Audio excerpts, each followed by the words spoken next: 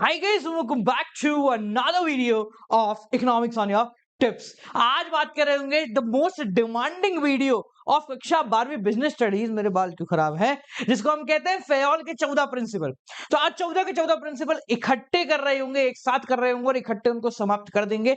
तो pen paper copy लेके बैठ जाओ, क्योंकि आज आपको मात्र प्रिंसिपल ही नहीं बताने वाला हूं, उसके साथ साथ उन प्रिंसिपल को याद करने के लिए कुछ डायग्राम्स भी देने वाला हूं, मतलब बनाने वाला हूं, जिसको देखकर आपको वो प्रिंसिपल भी याद रहेगा और उसके फायदे नुकसान भी समझ में आ जाएंगे। तो चलिए, समय व्यर्थ नहीं करेंगे, इंट्रो के बाद फटाफट से शुरू करेंगे।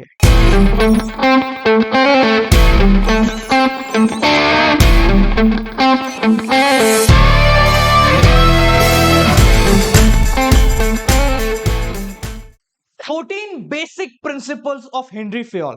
अब ये हेनरी फेयोल थे कौन, पहले उसको समझ लो। हेनरी फेयोल फ्रांस में पैदा हुए थे और इनको father of management studies and thoughts के नाम से जाना जाता है। इन्होंने इन टोटल करीब 14 प्रिंसिपल दिए हैं जो कि आपको पढ़ने हैं। सबसे पहला मिथ में अभी बस्ट कर देता हूं, ये 14 के 14 प्रिंसिपल आपको सीक्वेंस में याद नहीं करने हैं। ये प्रिंसिपल आपको कैसे याद करना है वो समझ लो, कि आपको पता हो कि किस प्रिंसिपल का मतलब क्या होता है। अगर मैं आपसे पूछूं कि ये पर्टिकुलर कंडीशन है, तो आप ये बताने में सक्षम होने चाहिए कि यहां कौन सा प्रिंसिपल अप्लाई हो रहा है। इसके अलावा सीक्वेंस में याद करना, नाम याद करना कोई भी जरूरी नहीं है। ठीक है, अब पहले बात करते हैं 14 प्रिंसिपल किस चीज से लिंक करते हैं। तो ये सारे के सारे प्रिंसिपल मैनेजमेंट को स्मूथ करने के लिए मदद करते हैं, मैनेजमेंट को बेहतर करने के लिए, ऑर्गेनाइजेशन को बहुत बढ़िया तरीके से चलाने के लिए सारे प्रिंसिपल काम आते हैं। एक एक करके सारे प्रिंसिपल के बारे में बात करेंगे। सबसे पहले पकड़ते हैं principle of division of work. अब देखो, principle of division of work नाम बता रखा है, डिवीजन ऑफ वर्क। या तो नाम ऐसा हो कि काम का पता लग जाए, या काम ऐसा हो कि नाम का पता लग जाए। ये दोनों ही काम कर रहा है। डिवीजन ऑफ वर्क का मतलब, मान लो आपके पास बहुत बड़ा काम है, आपको ये नहीं करना है, आपको इस बड़े काम को छोटे छोटे टुकड़ों में डिस्ट्रीब्यूट करना है। तो according to this principle, Fayol suggested that the whole lot of work must be divided into smaller task and every individual must be assigned with his or her job depending upon his capacity and capabilities. अब जो मैंने ये सब बोला है, ये मुझे इसलिए याद है क्योंकि मैंने इसके नोट्स बनाए हैं। ठीक है, कहां है वो नोट्स? ये रहे वो नोट्स। ये तो फोन है, ये रहे वो नोट्स। ठीक है जी, आप में से कितने लोग हैं जो फोन के पीछे आधार कार्ड रखते हैं? मैं दिखाऊंगा नहीं, है ना। तो ये नोट्स अगर आपको चाहिए तो आपको मिल जाएंगे। ये नोट्स आपको टेलीग्राम पे मिलेंगे, डिस्क्रिप्शन में मैं उसका लिंक डाल देता हूं। जो स्टैंडर्ड डेफिनेशन जो मैंने बनाई है या मैंने लिखी है अपने नोट्स में, वो मैं आपको बता देता हूं। According to this principle, Fayol suggested that the whole work, इस पूरे काम को must be divided into smaller task and each individual, हर एक इंडिविजुअल को must be assigned with one job only, हर एक इंडिविजुअल को एक ही जॉब देनी है। ठीक है, ताकि वो उस काम को और बेहतर कर सके according to his capacity and capabilities. आप सबसे पहले समझते हैं कि अगर ये प्रिंसिपल फॉलो हुआ तो क्या होगा, और फिर देखेंगे कि अगर फॉलो नहीं होता है तो क्या होता। देखो, इमेजिन करो ये सिचुएशन जहां पर तुम्हारे पास बहुत सारा काम है। उस काम को करने के लिए तुम्हारे पास बहुत सारे लोग भी होंगे, पर अभी फिलहाल बहुत सारा काम है, पूरा कमरा फैला पड़ा है। तो हमने क्या करा है, उस पूरे काम को 4-6 टुकड़ों में बांट दिया, 1 2 3 4, और 4 लोगों को बुलाया और हर एक व्यक्ति को एक काम अलॉट कर दिया, और उसको बोला कि तुझे जीवन पर्यंत यही काम करना है, लगातार करना है, बार बार करना है, हर रोज करना है। इससे फायदा क्या होगा, ये व्यक्ति इस काम को करने में स्पेशलाइज हो जाएगा, तो स्पेशलाइजेशन ऑफ वर्क आ जाएगा। प्रॉपर यूटिलाइजेशन, जिसको अपन क्या बोलते हैं, ऑप्टिमम यूटिलाइजेशन ऑफ रिसोर्सेज आ जाएगा। वेस्टेज ऑफ रिसोर्सेज बिल्कुल कम हो जाएगा, मिनिमम हो जाएगा। देखो यार, एक कमाल की बात बताऊं तुम्हें, देखो अगर इसको ध्यान से समझो तो अपन जितने प्रिंसिपल करेंगे उन सबका मेजर फोकस किस पे होगा? ऑप्टिमम यूटिलाइजेशन ऑफ रिसोर्सेज पे होगा, ओवरलैपिंग को मिनिमाइज करने के लिए होगा, स्मूथ फंक्शनिंग के लिए होगा, और स्पेशलाइजेशन के लिए होगा। तो अगर क्वेश्चन में कभी भी पूछा जाए कि जनाब इससे क्या फायदा होगा, तो आप इन चारों में से कोई भी 3 लिखिए ना, कोई रोकेगा नहीं, कोई आपको टोकेगा नहीं। और अगर मैं बोलूं कि अगर ये प्रिंसिपल लागू नहीं होता तो फिर क्या हो रहा होता, तो सोच के देख लो ना। जरूरी थोड़ी हर बार किताबों में हमें घूमना पड़े। अगर ये प्रिंसिपल लागू नहीं होता, अगर इस काम को मैं टुकड़ों में नहीं तोड़ता और हर एक व्यक्ति को एक काम नहीं देता, तो क्या होता? ये काम कभी खत्म ही नहीं होता।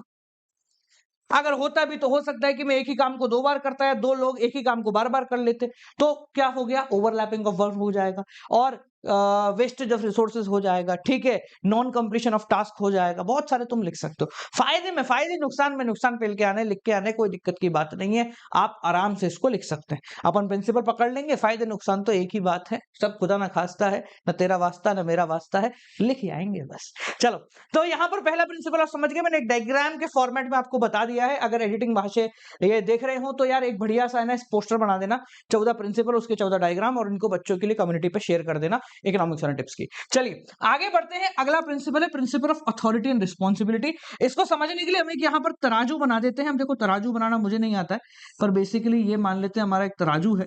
यार अच्छा बन गया है तो ठीक है। ये प्रिंसिपल कहता है कि भैया जितनी आपकी अथॉरिटी होगी उतनी ही आपकी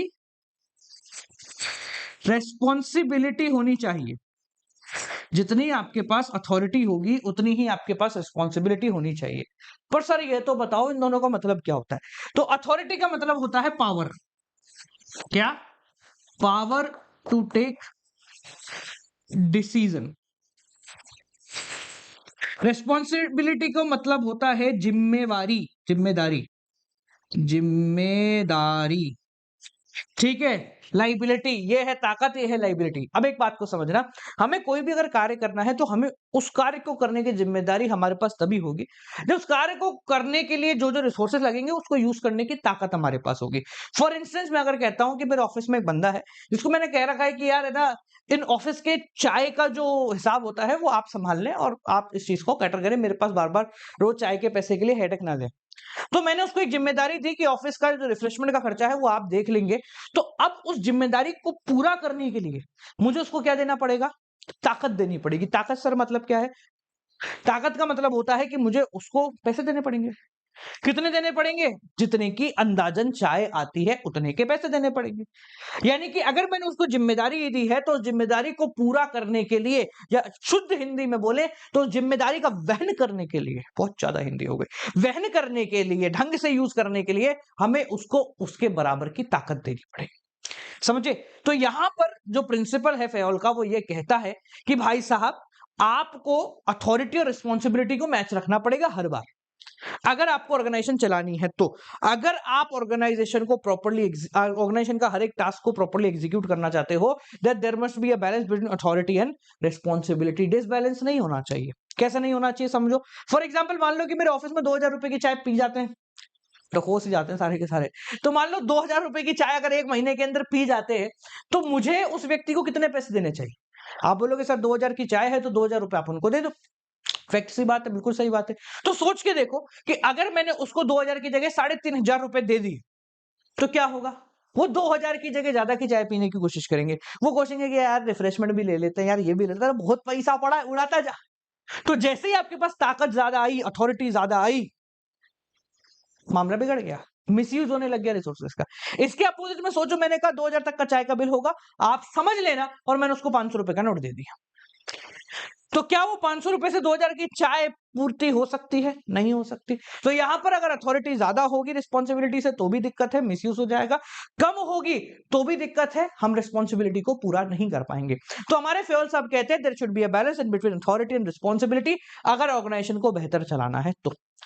अब मैंने जितना भी ये पूरा ज्ञान दिया आप लोगों को, इस ज्ञान के बदौलत मेरे हिसाब से आप लोग समझ ही गए होंगे कि आपको इसके कॉन्सिक्वेंसेस में क्या लिखना है।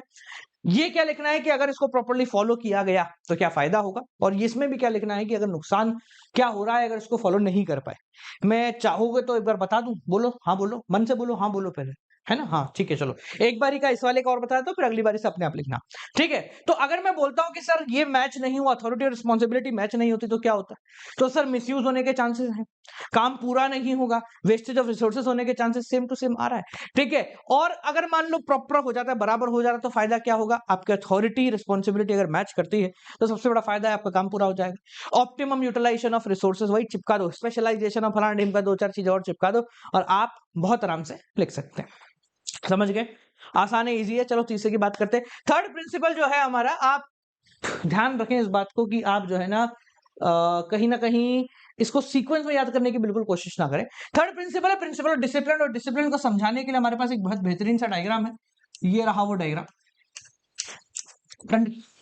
ठीक है, ये क्या है? डंडा। तो प्रिंसिपल ऑफ डिसिप्लिन वही है जो आप सोच रहे हो। तो फेयोल का यहाँ पर कहना था कि ऑर्गेनाइजेशन के अंदर डिसिप्लिन होना जरूरी है, और डिसिप्लिन का मतलब सिर्फ रूल्स एंड रेगुलेशन नहीं है। डिसिप्लिन का मतलब कमिटमेंट टुवर्ड्स दी ऑर्गेनाइजेशन भी है।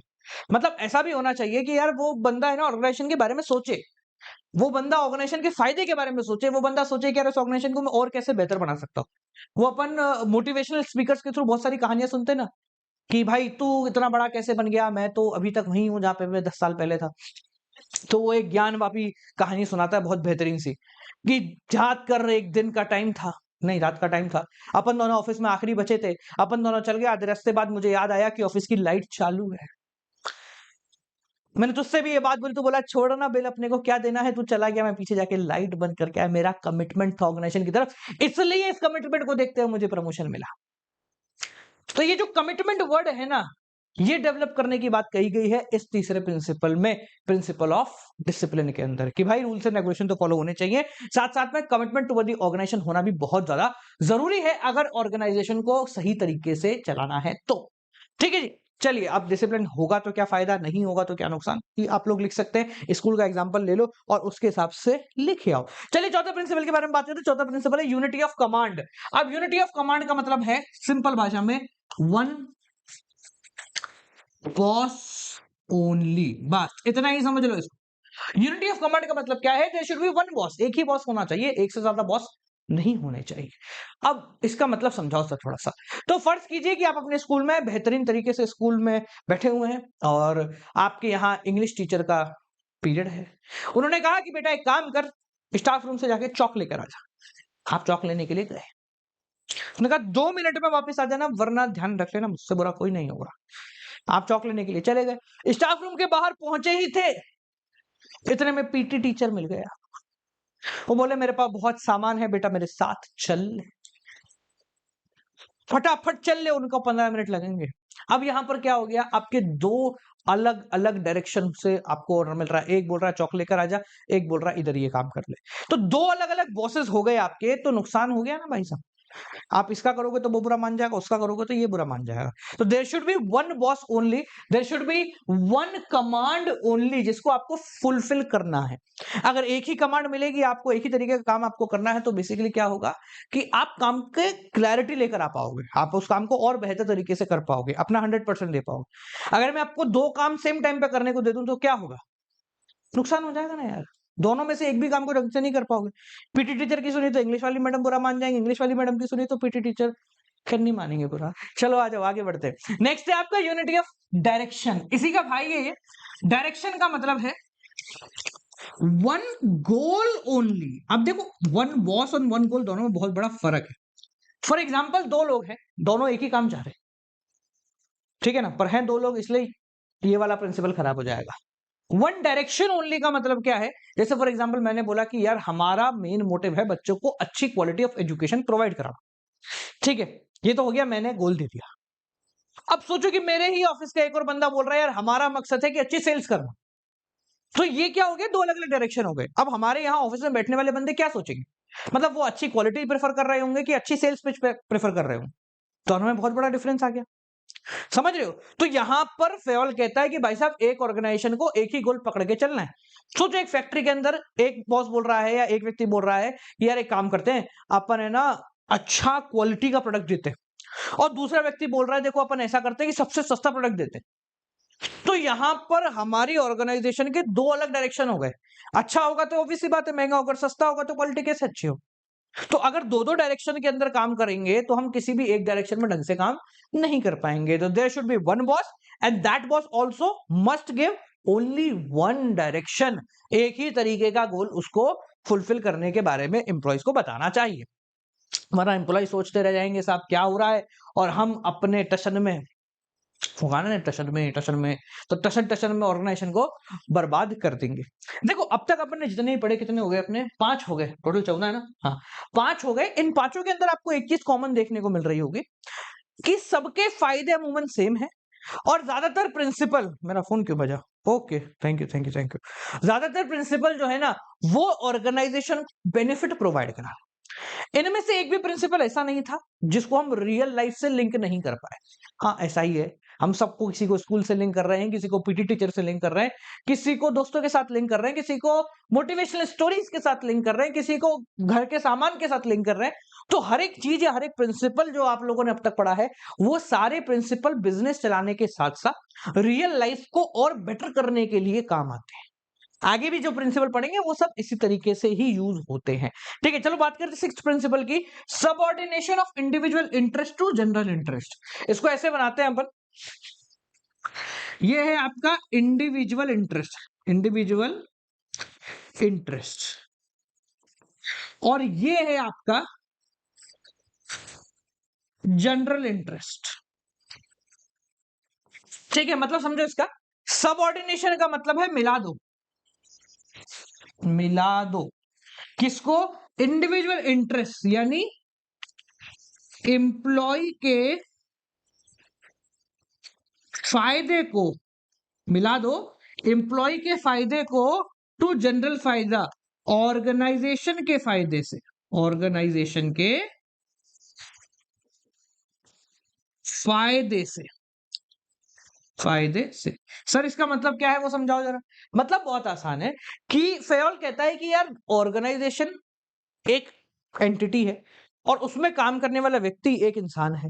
अच्छा, इंसान के इमोशन होते हैं, एंटिटी के कोई इमोशन नहीं होते। तो यहां पर अगर व्यक्ति जो चाह रहा है, जो आपका एम्प्लॉय चाह रहा है, सेम चीज अगर ऑर्गेनाइजेशन नहीं चाहेगी, जैसे मैं चाह रहा हूं मेरे बाल सही हो जाए पर मेरे बाल नहीं चाह रही कि वो सही हो जाए, तो उसका मामला गड़बड़ होगा।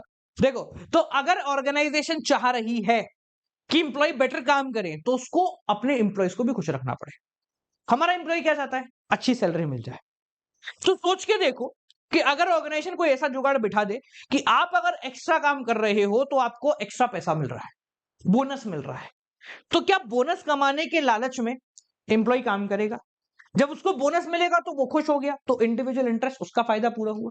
पर उसको बोनस देते समय ऑर्गेनाइजेशन ने उससे कई ज्यादा गुना फायदा ले लिया, तो इससे ऑर्गेनाइजेशन को भी फायदा। वो कहते हैं ना यार कि मेरे को है ना, जब आपके एग्जाम टाइम होते हैं ना, तो एकदम से बहुत ज्यादा वर्कलोड आता है।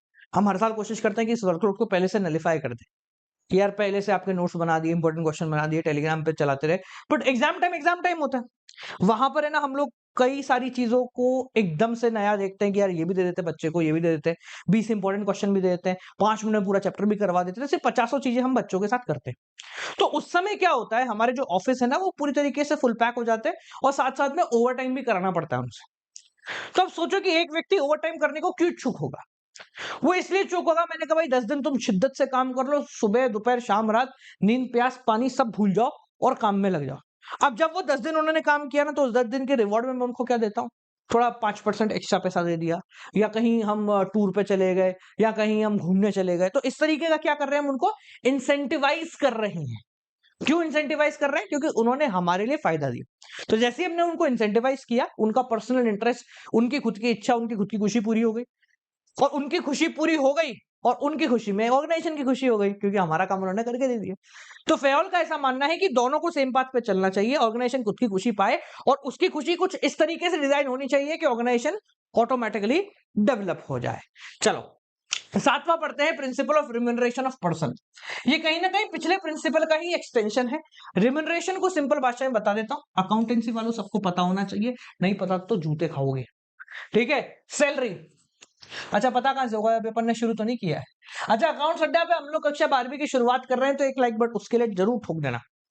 Principle of remuneration of person, fail का कहना है देखो 100 बात की एक बात है, मोटिवेशन एम्प्लॉयमेंट सब चलेगा, पर आपका एम्प्लॉय आपके ऑर्गेनाइजेशन में तभी टिकेगा जब आप उसको अच्छा पैसा दोगे, जब आप उसको अच्छा रोकड़ा मनी रुपया पैसा दोगे। तो यहां पर फेयर रिम्यूनरेशन मिलना चाहिए। क्या? फेयर रिम्यूनरेशन मिलना चाहिए, यानी फेयर सैलरी या फेयर कंपनसेशन उसको मिलना चाहिए, जो मार्केट रेट है उसके हिसाब से, और किसी प्रकार का कोई धोखाधड़ी या नुकसान नहीं होना चाहिए उस एम्प्लॉय के साथ। क्योंकि अगर आपके एम्प्लॉयज को फेयर रिम्यूनरेशन मिलेगा, अच्छा रिम्यूनरेशन मिलेगा, तो वो आपके ऑर्गेनाइजेशन को छोड़ने से पहले 50 बार सोचेगा। फॉर एग्जाम्पल सोचो कि बाजार में है ना 200 रुपए घंटे की रेट चल रही, हम लेकर आए 2000 रुपए घंटे, तो अब क्या होगा, वो बंदा भी कहीं ना कहीं सोचेगा कि यार अगर है ना, चलो ऑर्गेनाइजेशन में थोड़ी बहुत दिक्कत भी है तो भी उसको सह लेता हूँ, क्योंकि वो इतना अच्छा रेम्यूनरेशन दे रहा है, इतनी अच्छी सैलरी दे रहा है, जितनी मार्केट में कोई और देना अफोर्ड नहीं कर सकता या कोई नहीं दे रहा है। तो यहाँ पर क्या होगा, आपका एम्प्लॉय आपकी तरफ थोड़ा सा कमिट हो जाएगा। और क्या है, हमारे भारतीय एम्प्लॉय जो होते हैं ना, वो थोड़े से इमोशनल होते हैं। इमोशनल कैसे होते हैं, यार इस कंपनी की वजह से मेरा घर चल रहा है, तो अगर कुछ डिफेक्ट भी है तो आई ट्राई कि मैं इस डिफेक्ट को सुधरवा दूं, रेदर देन कि मैं कंपनी छोड़ दूं। हम प्रायोरिटी यही रखते हैं ना। तो ये कमिटमेंट टुवर्ड्स द ऑर्गेनाइजेशन है, और फिर रेम्यूनरेशन की ताकत है, पैसे की ताकत ये भी होती है। ठीक है, कि गलतियां को भी सुधारने के बारे में सोचते हैं, उसकी वजह से छोड़ने के बारे में नहीं सोचते। तो अच्छी सैलरी दो, बढ़िया रहेगा, फेवल का ये मानना था। अगला प्रिंसिपल है principle of centralisation and decentralisation. ठीक है, इसका अगर आप डायग्राम बनाना चाहो तो एक बेहतरीन सा व्यक्ति बना दो खुश, और इसके पास में लगा दो रुपया। ठीक है, बेहतरीन सा रुपया। ठीक है, तो दोनों का मतलब समझते हैं। प्रिंसिपल ऑफ सेंट्रलाइजेशन, सेंट्रलाइजेशन का मतलब हुआ decision making in few hands, और डिसेंट्रलाइजेशन का मतलब है decision making in many hands. सादा भाषा में बोले तो सेंट्रलाइजेशन का मतलब होता है कि डिसीजन मेकिंग पावर जो है वो कुछ लोगों के हाथ में ही रहेगी हमेशा। ठीक है, किसी भी प्रकार का डिसीजन होगा तो मैं ही लूंगा मेरे ऑर्गेनाइजेशन में, और कोई भी व्यक्ति नहीं लेगा। जितने भी इंप्लॉइज है वो काम कर रहे हैं, उनको डिसीजन लेने की ताकत नहीं। डिसेंट्रलाइजेशन का मतलब होता है कि हर व्यक्ति अपने हिसाब से, अपनी समझदारी से डिसीजन ले सके, और उसको उस डिसीजन को लेने के लिए मैचिंग अथॉरिटी एंड रिस्पॉन्सिबिलिटी दे दी जाए। तो फेयोल का ऐसा कहना है कि देखो, अगर ऑर्गेनाइजेशन कंप्लीटली सेंट्रलाइज हो गई, यानी हर बार डिसीजन मेकिंग सिर्फ मेरे हाथ में रही, तो नुकसान है मेरे लिए। क्यों नुकसान है, सोचो चाय पीनी है, तो वहां से ऑफिस वाले फोन करके, सर चाय पीनी, 40 रुपए ट्रांसफर कर रहे हो क्या? तो लोग नहीं 35 में कर लो, नहीं सर 40 में होगी, नहीं चल 35, अच्छा चलो सर आपकी मान ली 35 में करते। अब ये रोज दिन में 3 बार हुआ तो कैसा लगेगा, मैं अपना काम ही नहीं कर पाऊंगा। पता चले क्लास चल रही है, हेलो हाँ सर चाय का बिल अभी कराता हूँ बेटा, कराता हूँ 5 मिनट दे, मैं क्लास खत्म करूँ उसके बाद पीना, क्या होगा, नुकसानदेह काम। तो यहां पर फेयोल ने बोला कि यार आप ऑर्गेनाइजेशन को कंप्लीटली सेंट्रलाइज नहीं कर सकते, तो क्या करें, डिसेंट्रलाइज कर दें। सोच के देखो, अपन ने डिसेंट्रलाइज कर दी, मैंने कहा भाई यूट्यूब पे वीडियो डालिए, थोड़ा सोच समझ के काम करना। उन्होंने बोले हाँ ठीक है, सर ने हमको दिया है, सर वीडियो डिलीट, सर अच्छी नहीं लग रही थी मेरे को, मैंने डिलीट कर दी। रैपट चाटा थप्पड़ लात सब इकट्ठे जाएंगे उसके पास, तो ये भी नुकसान का काम है। तो यहां पर फेयोल ने क्या बोला कि यार ऑर्गेनाइजेशन को कंप्लीटली सेंट्रलाइज करना या कंप्लीटली डिसेंट्रलाइज करना, ये दोनों बेवकूफी है। अगर आपको ऑर्गेनाइजेशन को चलाना है तो कुछ बेसिक कोर डिसीजन, ठीक है, कुछ बेसिक कोर डिसीजन, इनको तो कर लो आप सेंट्रलाइज्ड, इनको आपके हाथ में रखो, जैसे YouTube video updation, YouTube video modification, YouTube video delete करना, और साथ साथ में और आगे की प्लान स्ट्रेटेजी बनाना, ये सब कोर टीम के पास रख लो, कुछ लोगों के हाथ में रख लो। और बाकी जो बेसिक चेंजेस हैं, जो बेसिक काम है, उसको आप डिसेंट्रलाइज कर दो, उसको आप ऑर्गेनाइजेशन में क्या कर दो, डिस्ट्रीब्यूट कर दो, यानी कि ऑल, जिसके पास जो जो ताकत है उसको वो दे दो, कि भाई चाय पीनी है तो आपस में तुम बात कर करा के पी लो, मेरा दिमाग मत खाओ। ठीक है, तो हमारे फेवल साहब कहते हैं कि ऑर्गेनाइजेशन को थोड़ा सेंट्रलाइज करो और थोड़ा डिसेंट्रलाइज कर दो। ठीक है, चलो अगले की बात करते हैं। नेक्स्ट है प्रिंसिपल ऑफ स्केलर चेन। ये प्रिंसिपल ज्यादातर लोगों को याद होगा। ठीक है, प्रिंसिपल ऑफ स्केलर चेन क्या कहता है कि भाई ऑर्गेनाइजेशन के अंदर फ्लो ऑफ इंफॉर्मेशन हमेशा इस चेन के हिसाब से ही होना चाहिए, EFGHI। मतलब अगर ए को कोई इंफॉर्मेशन देनी है तो वो डायरेक्ट ए तक नहीं पहुंच सकता है, उसको पहले बी को देनी पड़ेगी, बी सी को देगा, सी डी को देगा, और डी फिर ई को देगा। सिमिलरली अगर इधर से भी इंफॉर्मेशन जा रही है दूसरे डिपार्टमेंट से, तो भी इंफॉर्मेशन का फ्लो कुछ इसी प्रकार से रहना चाहिए। ठीक है, टीम वालों कर देना इसको, ठीक है ना। क्या है, ये इंफॉर्मेशन कुछ इसी तरीके से अप हैंड पे जाएगी, इसके अलावा कोई रास्ता नहीं। सर इससे फायदा क्या होता है, मतलब क्यों करते हैं सब, बेवकूफ है क्या, डायरेक्ट जाके बोलिए।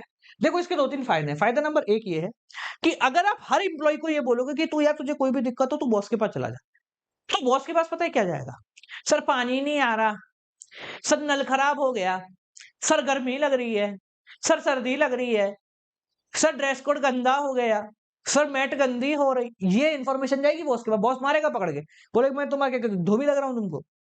तो यहां पर ये जो चीजें अप्लाई करी गई है ऑर्गेनाइजेशन में, इसका बेसिक पर्पस होता है कि यहां पर एक छोटा व्यक्ति, मतलब मान लेते हैं कि वर्कर है, इसके बाद lower level management, middle level management, top level management, इस तरीके से डिवाइड है।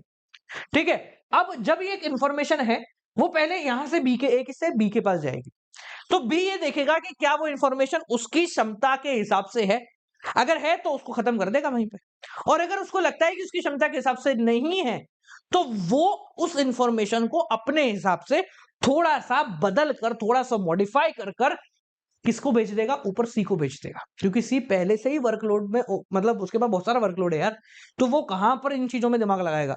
तो वो क्या करेगा, जो नलीफाई वाली चीजें हैं, जैसे क्या होता है कि मान लो मुझे कोई दिक्कत है, तो मैंने 50 चीजें अपने बॉस को बोल दी, अब अगर उस बॉस की क्षमता में है तो उसने उसको क्योर कर दिया, पर उस बॉस की क्षमता में नहीं है तो वो अपने बॉस के पास जाएगा, पर वो इन 50 चीजों को लेके नहीं जाएगा।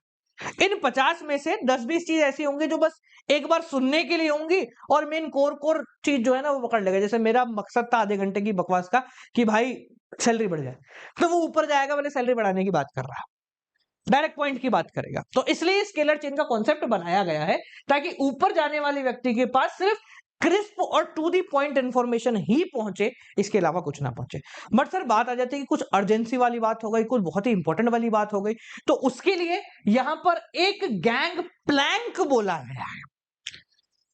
पिछली बार है ना, मैंने कुछ और सुन लिया था लोगों ने, ठीक है मैं बोलूंगा नहीं कुछ, पर यहां पर एक बीच में एक रास्ता बनाया गया है in case of some emergency information, या कोई और भी बहुत ज्यादा जरूरी इंफॉर्मेशन जिसको अभी पास ऑन करना जरूरी है, एक गैंग प्लैंक का ऑप्शन यहां पर दिया गया है। इस ये कहता है कि भाई इन case of emergency same authority level पे इंफॉर्मेशन को फ्लो कर दिया जाए, मतलब बी जो है वो एच से बात कर लेगा डायरेक्टली। अब आप पूछोगे सर ए जो है वो एच से बात नहीं कर सकता क्या, ए मेरे भाई ए का, ए एच को जानता तक नहीं है ठीक है, इन दोनों को कोई लेना देना नहीं है, समझ रहे हो। वर्कर जो होगा ना वो पहले अपने प्रोडक्शन वाले को जानेगा, फिर उसके ऊपर वाले को जानेगा। आप बोलो कि साहब इस क्लास का बच्चा जो है ना वो प्राइमरी क्लास के क्लास टीचर से बात कर रहा है या क्लास मॉनिटर से बात कर रहा है, जबकि इन दोनों को आपस में कोई मतलब ही नहीं है, तो वो प्रैक्टिकली ऑर्गेनाइजेशन लेवल पे होता ही नहीं है, हो ही नहीं सकता, क्योंकि वो शायद एक दूसरे को अभी मिले ही नहीं है, कभी जानते ही नहीं हो, दोनों का एक दूसरे से कोई लेना देना है भी नहीं। समझ में आ गया, क्लियर हो गया। तो ये है आपका प्रिंसिपल ऑफ स्केलर चेन। तो फेयोल कहता है कि भैया ऐसे ही चलने दो, ऑर्गेनाइजेशन बढ़िया रहेगी, जरूरत हो तो बीच में से किसी को इंफॉर्मेशन को ऊपर नीचे कर लो, वरना let this flow of information must go on. ठीक है जी, चलिए नेक्स्ट प्रिंसिपल है प्रिंसिपल ऑफ ऑर्डर। अब साहब ये जो ऑर्डर है ना, इसका मतलब वो नहीं है जो तुम समझ रहे हो, ऑर्डर देना नहीं है, ऑर्डर वाला तो हो गया, इसका मतलब है कि तुम्हारी ऑर्गेनाइजेशन में स्टोर रूम होना चाहिए, तुम्हारी ऑर्गेनाइजेशन में बॉस का कैबिन होना चाहिए, तुम्हारी ऑर्गेनाइजेशन में टूल्स एंड मशीन का रूम होना चाहिए। मतलब सिंपल भाषा में बोले तो हर एक व्यक्ति या हर एक मटेरियल की एक जगह होनी चाहिए। आपने कभी सोचा है कि आपके स्कूल में प्रिंसिपल रूम क्यों है, आपके स्कूल में स्टाफ रूम क्यों है, आपके स्कूल में टॉयलेट क्यों, टॉयलेट तो होगा ही ना, मतलब आपके स्कूल में अगर 10th बी में जाना है तो 10th बी का एक कमरा क्यों है, वो इसी वजह से है। फॉर एग्जाम्पल मानिए कि बहुत जरूरी ही इंफॉर्मेशन देनी है और प्रिंसिपल सर के पास जाना है, तो हम भाग के सीधा कहां निकलेंगे, प्रिंसिपल रूम में जाएंगे, ऐसा सड़क पे ढूंढने तो नहीं भाग जाएंगे प्रिंसिपल सर को। अगर मुझे माइक वगैरह या कुछ इधर उधर का सामान ढूंढना है तो मैं स्टोर रूम में जाऊंगा, मेरे को खेल कूद का कोई सामान लेना है तो मैं गेम्स रूम में जाऊंगा। तो यहां पर हर एक चीज का एक कमरा बना हुआ है। इसका फायदा ये होता है जब एक प्लेस होगी हर एक मटेरियल की, हर एक पर्सन की, तो उस चीज को फाइंड आउट करने के लिए, उस चीज को ढूंढने के लिए हमें इधर उधर भागना नहीं पड़ेगा फुकट में, और जब हमें इधर उधर भागना नहीं पड़ेगा तो हमारा समय भी बचेगा और साथ साथ में हमारी एनर्जी भी बचेगी। समझ में आ गया। तो फयाल का कहना है कि ऑर्गेनाइजेशन के अंदर हर चीज की स्पेसिफिक जगह होनी चाहिए कि हमें वो चीज कहां पर मिलेगी, ताकि उस चीज को ढूंढने में समय व्यर्थ ना हो। समझ गए, ये है प्रिंसिपल ऑफ ऑर्डर। ठीक है, वरना ढूंढते रहना प्रिंसिपल सर कहाँ है, बोले पता नहीं यार अभी उधर पाए गए थे कहाँ 10th में ई सी या डी के पास आसपास पाए गए थे, अभी बोले अभी 11th ए के पास पाए गए थे, ऐसा हो जाएगा फिर। चलो नेक्स्ट है प्रिंसिपल ऑफ इक्विटी। यही इक्विटी यार, बड़ा वही सिंपल का तराजू बना लो इसमें तुम, equal and just treatment to everyone. चाहो तो तुम इसको मेल फीमेल ले लो, ठीक है, या फिर बॉस और सबॉर्डिनेट ले लो। बॉस सबॉर्डिनेट मतलब बेसिकली एक तरीके से बेसिक चीजों के लिए, ऐसा नहीं कह रहा बॉस और सबॉर्डिनेट को एक जैसा रखोगे तो अजीब हो जाएगा, बट बेसिकली प्रिंसिपल इक्विटी का मतलब है equal just and fair treatment to every single person regarded to his post और जेंडर। मतलब कोई फर्क नहीं पड़ता यार, गलती अगर बॉस से हुई है तो भी वो गलती ही कहलाएगी, और मेल से गलती हुई तो भी गलती कहलाएगी, फीमेल से गलती हुई तो भी वो गलती ही कहलाएगी। तो सेम फेयर इक्वल ट्रीटमेंट होना चाहिए हर एक एम्प्लॉय के साथ ऑर्गेनाइजेशन के अंदर, ताकि एक अच्छा कहते हैं ना, एक अच्छा एनवायरनमेंट बना रहता है। देखो क्या होगा कि अगर मान लो कि हमें पता है कि यार इसके साथ कुछ नहीं होना, तो फिर वो अपनी प्लेस का गलत यूटिलाइजेशन भी करेगा और साथ साथ में उसकी वजह से बाकी इंप्लॉइज भी जो है खराब हो जाएंगे। तो यहां पर फयोल कहता है कि भाई इक्विटी ऑर्गेनाइजेशन में होना कंपलसरी है, अगर ऑर्गेनाइजेशन में इक्विटी नहीं होगी तो कोई अनजस्ट एडवांटेज ले लेगा, अनफेयर एडवांटेज ले लेगा, या फिर लोग बॉस को बॉस मानना कम कर देंगे। ठीक है जी। नेक्स्ट है principle of stability of personal. आप में से कितने लोग हैं जो है ना केंद्रीय विद्यालय में पढ़ रहे हैं? मैं केवी का स्टूडेंट हूं, ठीक है, केंद्रीय विद्यालय क्रमांक 1 अजमेर। आप में से बहुत सारे बच्चे केंद्रीय विद्यालय के, करीब 1000 से ऊपर स्कूल हैं केंद्रीय विद्यालय के। तो प्रमोशन नहीं कर रहा हूं यार, मैं पढ़ा हुआ हूं, तो ऐसे बता, दिल का वो होता है ना, छोटा से कॉलेज में कहीं पढ़ा हुआ है, केवी के बच्चे हैं, ठीक है। तो केंद्रीय विद्यालय में एक बड़ा कॉमन फैक्टर होता है जहां पर है ना ट्रांसफर्स बहुत होते हैं, मतलब टीचर्स के ट्रांसफर होते हैं, और टीचर्स के साथ साथ क्या होता है, जैसे हमारे केंद्रीय विद्यालय के आसपास सीआरपीएफ होता है, तो वहां से उनकी फौज में लोग हैं, तो उनके बच्चों का ट्रांसफर होता रहता है या उनका भी ट्रांसफर होता रहता है। तो क्या होता है, कुछ एक दो बच्चे ऐसे होते हैं जो फ्रीक्वेंट ट्रांसफर में आते हैं। तो आप देखोगे जब भी एक नया बच्चा एक सेक्शन के अंदर आता है, जो शायद मान लो गुवाहाटी से अजमेर आया है, जयपुर आया है, दिल्ली आया है, तो उसको कुछ टाइम लगेगा इस माहौल में एडजस्ट होने के लिए, उसको कुछ टाइम लगेगा नए दोस्त बनाने के लिए, उसको कुछ समय लगेगा इन सब चीजों को अपनाने के लिए। अब आप सोच के देखो कि एक बच्चा है जो अप्रैल में गुवाहाटी में था, मई में जो है जयपुर आ गया, जयपुर में 2 महीने रुका, जून जुलाई अगस्त में चला गया दिल्ली, सितंबर अक्टूबर नवंबर तक रहा, दिसंबर में चला गया बॉम्बे, जनवरी फरवरी, और मार्च में आते थे केरला चला गया और उसका एग्जाम हो गया। तो क्या आप मुझे बताओ कि इस बच्चे के अच्छे मार्क्स आएंगे? तो प्रैक्टिकली विल बी सेइंग यार नहीं आ पाएंगे, कुछ भी कितना ही मतलब एक्सट्रीम स्मार्ट स्टूडेंट हो तो भी उसके मार्क्स बहुत कम आएंगे। क्यों आएंगे? क्योंकि वो किसी भी एक जगह टिक के नहीं पढ़ सकता। तो यही सेम चीज ऑर्गेनाइजेशन के अंदर भी चलती है कि अगर आप लगातार ट्रांसफर करते रहोगे एक व्यक्ति का प्रोडक्शन से सेल, सेल से मार्केटिंग, मार्केटिंग से एडवर्टाइजिंग में, तो वो व्यक्ति कहीं भी अपना 100% नहीं दे पाए। अगर आप चाहते हैं कि वो व्यक्ति अपना 100% दे, तो आपको उसको एक जगह कुछ समय के लिए रोकना पड़ेगा। Stability of tenure of personal, stability रोको, टेन्योर उसके वर्किंग पीरियड को, किसके? एक व्यक्ति के। ठीक है, जिसको समझने के लिए रुको जरा, सबर करो, ये लगा दो और यहां लिख दो एम्प्लॉइज बी लाइक, रुको जरा, सब्र करो टाइप, है ना। तो ये आप यूज कर सकते हैं इसको याद करने के लिए कि उनको एक पर्टिकुलर पोजीशन पे, जॉब रोल पे रोको थोड़ी दिन, महीने, 2 महीने, 4 महीने, उनको पहले सेटल होने दो। वंस दे गॉट सेटल्ड, उसके बाद उनसे आप जो चाह रहे हो वो रिस्पॉन्ड लो, वो आपको देंगे और अच्छा परफॉर्म करके बताएंगे। ठीक है, चलिए तीसरे के बारे में बात कर ले। तीसरा क्या, 13वां, प्रिंसिपल ऑफ इनिशिएटिव या सेल्फ एफर्ट। अब एक चीज समझना बहुत सिंपल है, दो ऑर्गेनाइजेशन पकड़ लेते हैं, दोनों के कैपिटल सेम है, दोनों के लोग भी सेम है और दोनों के पास सारे रिसोर्सेज सेम है, फिर भी एक ऊपर जा रही है दूसरी नहीं जा रही। इसका सिर्फ एक रीजन हो सकता है,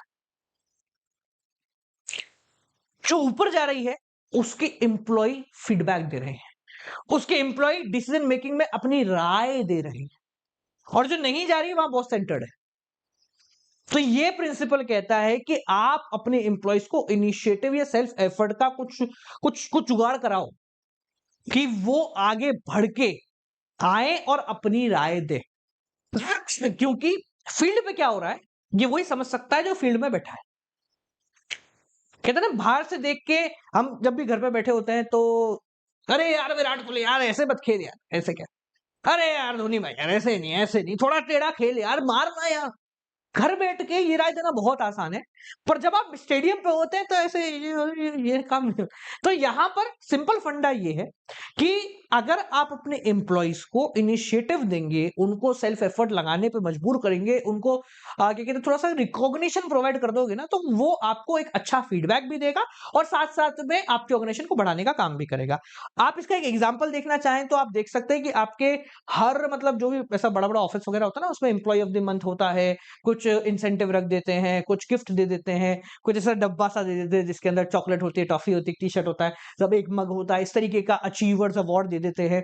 ये सब क्या है, ये उस इनिशिएटिव को पूरा करने के लिए एक क्या कहते हैं तरीका है, जिसके अंदर आपके एम्प्लॉय ने आपको कुछ सजेशन दिया, कुछ आइडिया दिया और वो सजेशन आपको अच्छा लगा, उसको आपने इंप्लीमेंट करा, उससे रिजल्ट आया, तो आपने उस एम्प्लॉय को ड्यू रिकॉग्निशन प्रोवाइड करा।